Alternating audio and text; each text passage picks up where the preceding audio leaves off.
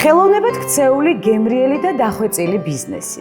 ასორტი დიდი ასორტიმენტით, დახვეწილი გემოვნებით და ბრენდის დამფუძნებელი ნატო ცომაია. სად მშვიდდება ნატო ცომაია და მოსდის შემდეგი კრეატივი? შენი საქმიანობიდან გამომდინარე, უკვე შენც ვითარდები. რა არის მთავარი ღირებულება ასორტის? ნდობა ადამიანების ჩვენს მიმართ.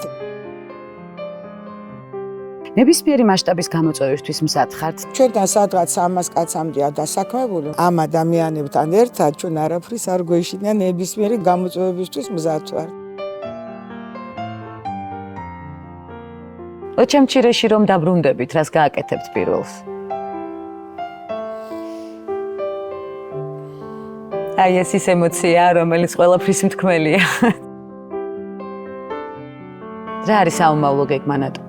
რაც მთავარი, ალბათ აფხაზეთში რომ გავხსნათ ერთი ასორტი.